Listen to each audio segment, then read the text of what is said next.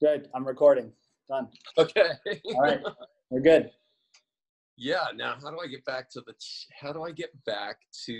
the screen? Yeah. Okay. All right. So, there we have it. Hi, my name is Bill Patton with 720 Degree Coaching, and today I'm going to be talking to Tarek Merchant about recruiting and different systems and resources for coaches. We're going to talk a little bit about I am recruitable. I think we're going to talk about tennis recruiting. We're going to talk about UTR, and we're going to talk, positives, negatives, some things that can be improved, and try to sort this all out. So just in introduction of myself, I myself have created a course on recruiting with Dave Borelli, 7-time national championship coach at USC, and a super guy. And just to introduce Tarek, he was born and raised in Canada. His passion for sports led him to be a multi-sport athlete for most of his childhood. Eventually, Tarek specialized in tennis and played college tennis for Western New Mexico University and Jacksonville University. After graduation, he landed jobs with the Orlando Magic and Cliff Drysdale Tennis. In 2009, he started consulting athletes and their parents interested to play college sports.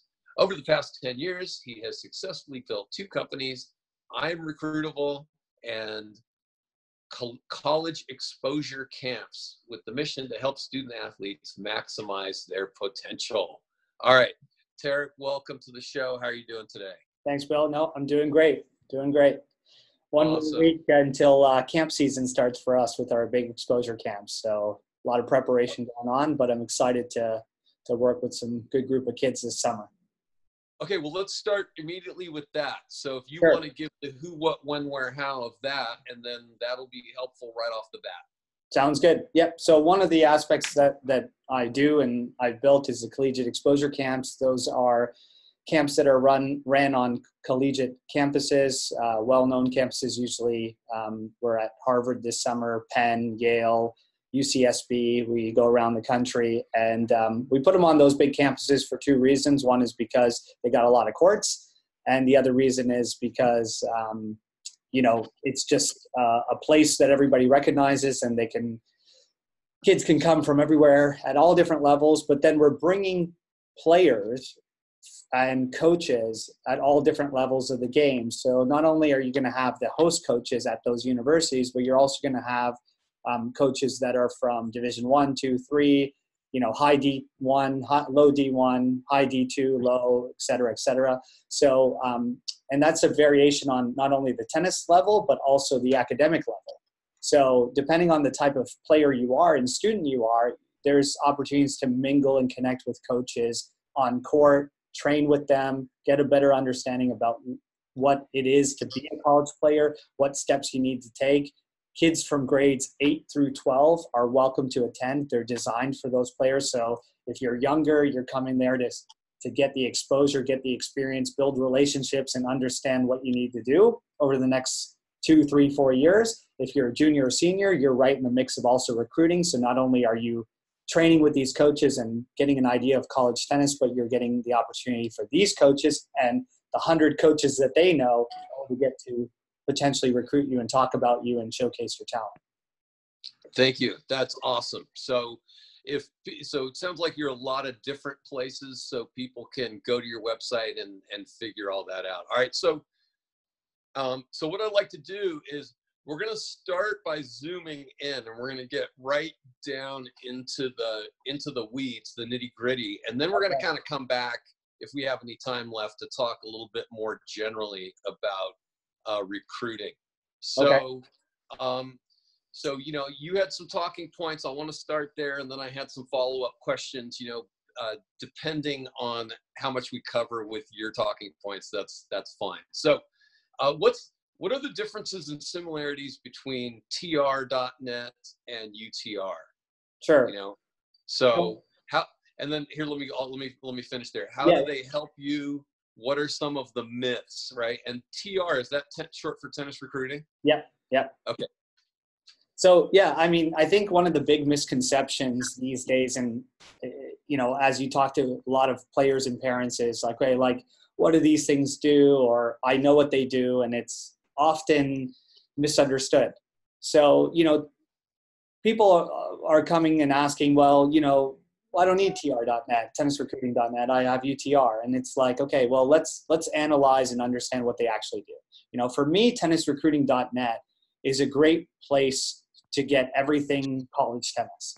Okay, their purpose is they're an online media magazine or a newspaper, whatever you want to call it. They're providing you content about which players are going where, what schools are recruiting, which players, recruiting classes to the specific people going, to where they're from, what rating they are, what national ranking they are, and that's mainly the American players, right? Like they have all the stats on American players. So if you're an American player, that is a great way to understand, what types of players are being recruited, and just even their stories. Like, they're often showcasing like a kid that, is, let's say, signed at committed to University of Pennsylvania. Well, what was her story or his story, and how did they get there?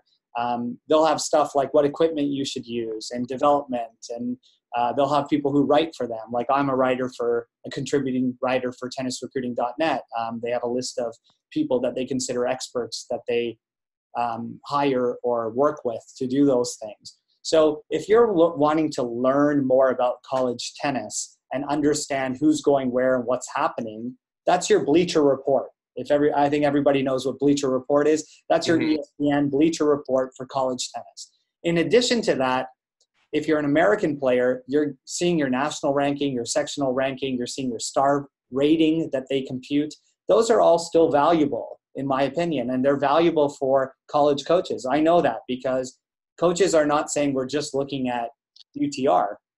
Tennis recruiting has a lot of value, especially since right now tennisrecruiting.net gives you contact information on some of these kids, tells you what schools they're interested in if the kid is putting that information in themselves. So there's definitely a list of items that college coaches can still use from tennisrecruiting.net, including the rating. That still gives them a very good idea of where you stand compared to the rest of the Americans. Now, the major difference between that and hold on for a second. So you kind of broke up there a little bit, and I'm going to go back and edit this, but you broke up when you said it gives them an idea of. Oh, it gives them coaches an idea of where that player's level is.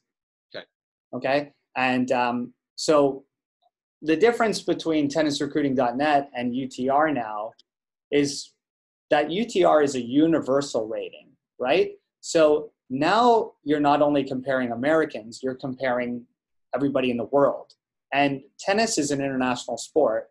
We have to always remember that. As much as, I'm from Canada and I was an international student athlete, but I live in the US since, I pretty much came to college. I went back home for a couple of years, but my family's here. My son's born here. I think I'm quite integrated with the American culture now. And because of that, I do empathize on people and the fact that they want more Americans in tennis. But the reality is that it's always been an international sport. And right now we do have a situation where less Americans are playing competitively or at the higher level than we have in past years. That's a bigger discussion to have. But yeah, let's not go there right now. But the main thing that we're trying to figure out is that, okay, because there are so many internationals coming to play college tennis, we do have to compare, everybody, college coaches to yourself, to parents, to your regular development coaches. Everybody wants to know, how do you match up against the world? And I think that's no different than in the business world, because business is now a global competition. We can sell products and stuff anywhere in the world. And because of that, we want to know how we compete against everyone else and if we are actually going to be successful. So UTR is giving us a better measuring stick of how that player competes. But they are missing some of the elements that tennisrecruiting.net offers, which are more information about college tennis, because UTR is not just a college tennis entity. They are a rating and events entity. And because of that, they're not specifically going into the nitty-gritties of college tennis. I think Got it. equally are used and equally important. All right. So what are some of the myths? What are the myths of tennis recruiting? What are the myths of UTR? Well, I think the main myth is that people think that if you have a 12.5 UTR, for example, or a 5-star rated player versus a 12.2 UTR and maybe a 4-star player, that, you know, you only get recruited to a certain school if you're that higher level. Like, you know, that little point decimals or that 1-star rating makes all the difference to them. And they think that that's the only thing that college coaches look at. And so if, let's say I'm at USC and I have everybody on my roster at 13.0 or better, like, I won't get on the team unless I'm 13.0 or better.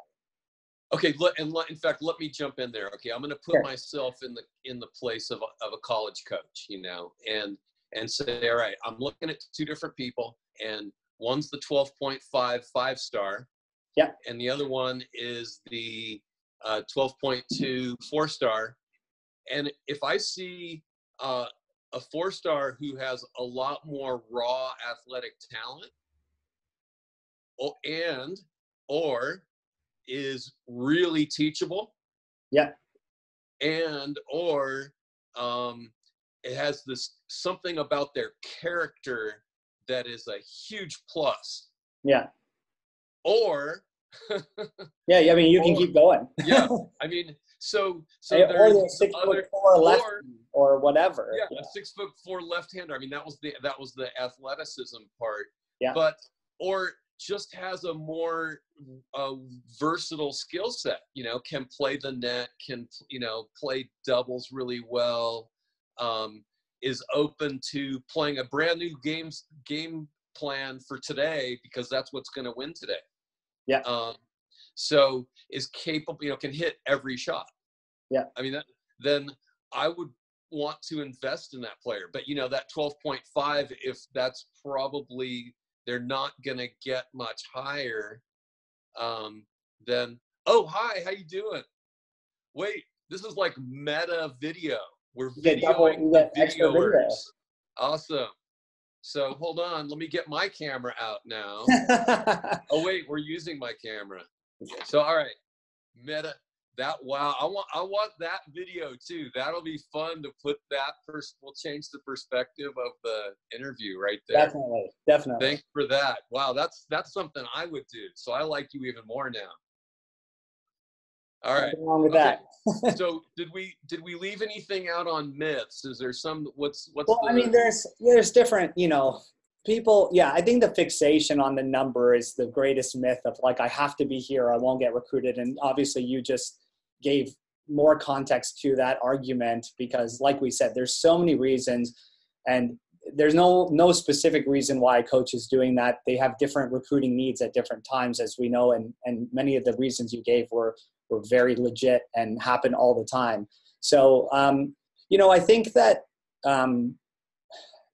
there's also a few other myths that I can say is that, you know, like, if I play certain tournaments, I'm going to get rated higher. Like, so because if I'm only playing a tournament and no one's a higher UTR than me or a tennis recruiting star level than me, like, I only have everything to lose and I'm not going to play because I'm only going to go down. The only way for me to go up is to play people way better than me. And as you're shaking your head there, we both know, like, that's not the case. Okay. Like, Yeah. So here's the way you blow that one up. So, right. You know, people say, well, I only want to play people better than me. And so then I ask, well, why do they want to play you? So true. And so, I mean, coaches, everybody, I mean, you need to take away from the game. You need to give back to the game in equal or greater measure. Right. I mean, you know, I think Dick Gould, I mean, he's a pretty good source of wisdom with his 17 national championships. You know, he said he likes to see people with a 50 to 75% win percentage. Because if you're winning more than 75% of your matches, then you're not being challenged enough. And if you're under 50, then you're not playing your right level. Correct. But one of the worst things that happens is people play up and then they just get beat all the time. So I like to tell people this: out of 10 tournaments, you should play 1 or 2 that you can win, where you're the front runner and you're the #1 seed by far, and you are expected to win, and you do, and you learn to be a front runner that way. Yeah. And then you should play 7 or 8 tournaments where you're going to win a round or 2. You're going to come out with a winning record. You're going to be 1-1 or 2-1 or better. Yeah. If you get on a run, awesome. But you're expecting to win more than you lose at those tournaments. And then you should go play 2 where you just have absolutely, if you win a round, it's a miracle. Yeah. Because you need to go get your doors blown every once in a while to see a new level, So and really get in. Yeah. And now, now let's bring it to high school coaches, because a lot of this stuff is going to affect how high school coaches who are on top of their game are going to coach their team. See, I always try to take my team to get its doors blown at least one time as a wake-up call to, hey, look how good those guys are, those gals are, and now how hard do you want to work to play at that level? So that makes sense. All right, any more myths that we need to bust there? I mean, we can move on. There's a handful of other small things that happen, but those are the main points I wanted to hammer home. Yep. Okay, good. So have you ever seen the show Mythbusters? No, I haven't. Oh man, it's like it was a big thing on the Discovery Channel, and it's filmed like 15 minutes from my house. It's these scientists, and they bust scientific myths. So right? You think we should get on there and we should bust these 2 myths? Yeah, so Mythbusters has it's a regional pride for me. Okay, so moving on then. What is the process a college coach goes through when they scout and recruit players? And, give me what the wise coach does, and then give me what the second tier coach does, and give me what the lazy coach does. Sure. I think that's pretty easy to do. So I think that in order for, even from the beginning of this discussion with understanding the different rating systems and your level of your game is if you understand what college coaches do and the 3 sort of tiers you're throwing out there, then you can better understand the process and be successful. So the top tier level coach, what they're going to do is they're going to go with their assistant or their team and say, okay, look, for this upcoming year, let's say 2020, we've got to recruit 3 new players for our roster. And we need to replace our #1, our #2, and our #6. I'm throwing out this scenario for you. And so because we have to do that, our #1 and #2 plays at this certain level. They may look at it in a few different ways. They say, look, our #1 player does X, Y, and Z. He or she is a great volleyer, a great team leader, has, lefty, let's say, and, has certain attributes that we need to make sure we replace. That might even include the rating and the rankings. They go down that for all 3 of those players. And then they say, look, at the very least, we have to replace those players with someone just the same as them. But we don't want to stay the same because, as Roger Federer would say, staying the same is going backwards. I want to improve. So let's find somebody even better than that, or players better than that. So that's their #1 mandate. Then they're also going to look at the academic side and say, look, at our school, in order to get these 3 players in, this is our situation. We need to have these grades, or a combined GPA of this, and an SAT or ACT of this, and a TOEFL if they're international.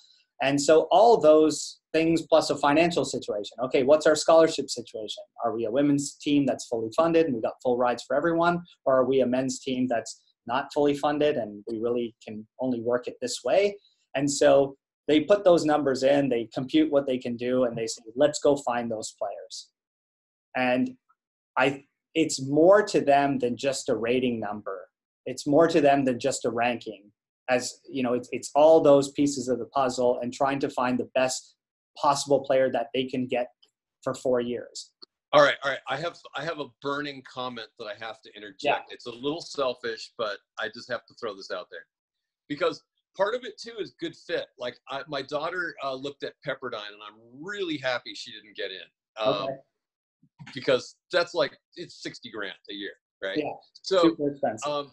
But but I mean, and this is not a criticism of Pepperdine. It just is what it is. But if you're Yeah. going to go to Pepperdine, you need to be one of the beautiful people. Sure. Right. So you might have a school where you need to be one of the beautiful people, and you might have a school where you need to have a certain social moxie, and there might be another school where you absolutely must be a brainiac, right? Yeah, Or that's you know, definitely you're liberal arts, you're a scientist, you're an engineer. I mean, so good fit. I mean, yeah, finding the right type of kid, as you mentioned, like that's part of those attributes. Like I know, like every summer when I'm hanging around with these coaches and I'm hiring them to work my exposure camps, like we sometimes look at some players and they say, oh, so-and-so would be great for my team. But, I spent the last 3 days with her and like, I just don't think like she'll fit in with my team and the culture and where we're located. Just like you said, sometimes it's just understanding the personality and if they can jive with not only the current team, but the coaching structure and the environment that you're putting them in. Like maybe they're not meant for Pepperdine. They're meant for, Washington and Lee University and Amherst, University of Florida. All of those places I just mentioned, by the way, are in completely different type of environments and atmospheres. Sure. Kids, thrive and not thrive. So I think like coaches at the highest level, they're really paying attention to that, because one other thing people need to understand when you're talking about the highest level and they're putting that requirements together is that they're getting kids that are coming to them. Like, if you're at USC, for example, or Stanford or, some of those schools, pretty much every kid wants to go there, right? So like their process is a little different. They can be more picky on the right type of player. And I think that's the difference between tier 1 and tier 2, as you mentioned, the real elite schools and how they scout and how they recruit players, to then the next tier. The next tier says, look, these are our requirements and we're willing to hustle, but we understand that we might not get exactly what we want because we're going to need. Got it. Right. Is that some coaches are not really at all recruiting number 6, 7, and 8 players. They're recruiting players who will be 1, 2, 3, and they're always looking to get better. And so if you're coming in as a 6, then your replacement is constantly being recruited. So people will come in ahead of you. So if you have this pipe dream of, I'm going to be the kid that was the contender that came from number 9 and became number 1, like just happened in South Carolina. Yeah. It doesn't happen that much. So don't fall in love with that story, right? Yeah. So be realistic. If you're coming in at 6, 7, 8, you're at the end of your career has already been planned. Yeah, it's true. And then you got the last type of people too. Like, I mean, we're being honest here, is that there are going to be some coaches that really just recruit straight off of a video and the numbers, the statistics, the ratings and the stats that you put up. And I don't always blame all those coaches, because look, you're going to get part-time coaches. You're going to get coaches that don't have the same skill set as some of the other coaches to actually scout. You're going to get coaches that have limited resources, that don't have budgets to go places. So they have no option at times. But then you have ones that choose to do it that way.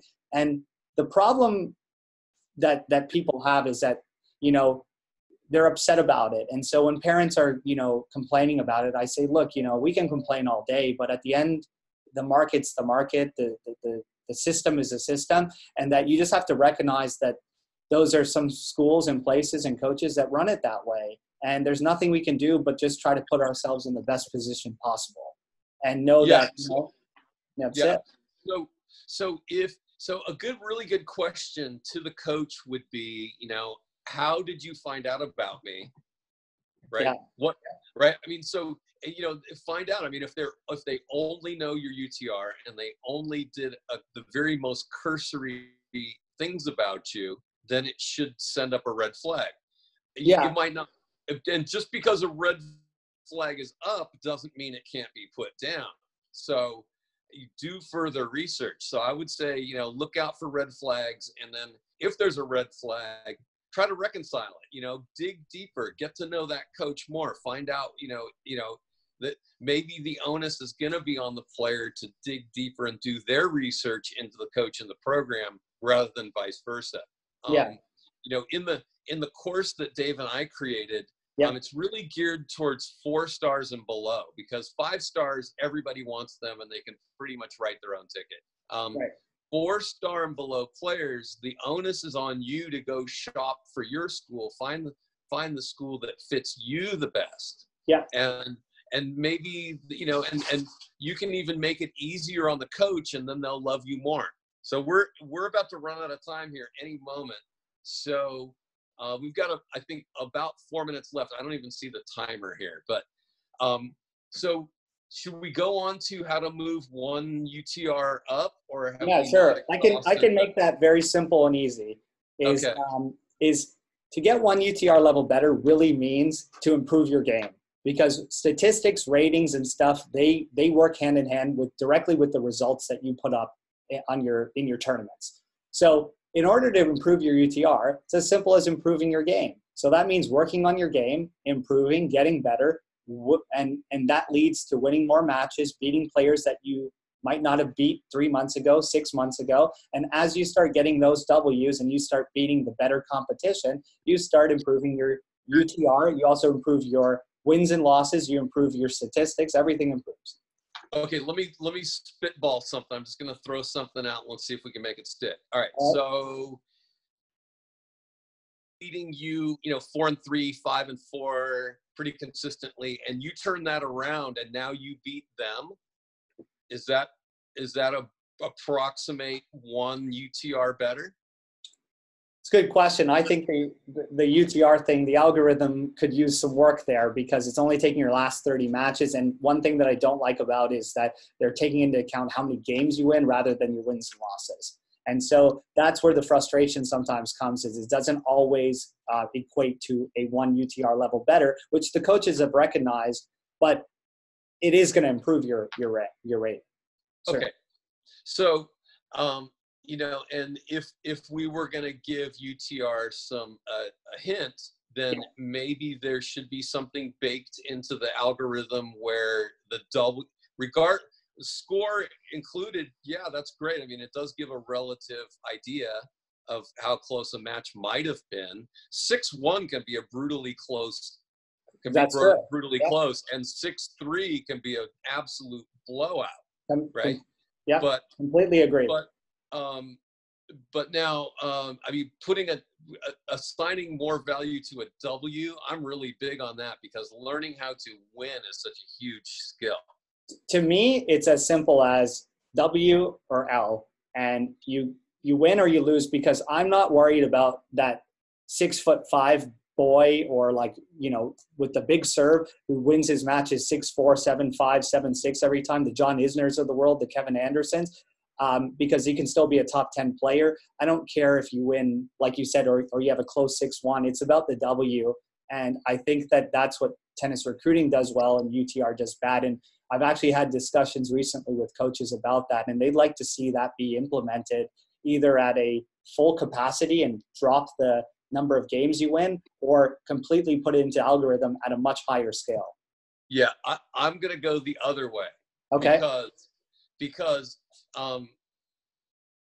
there, it has to be some incentive to play over your head, and there has to be some incentive to go and lay waste to the competition. So knowing that every game counts, I think, is a great place to be, because then people don't fritter games away. So then also it supports the notion of being a better front runner. So it's a good skill. I definitely would like to see more weight placed on wins and losses, but having some weight based on score also then keeps the player that, even though they know they're going to lose, they're not going to tank.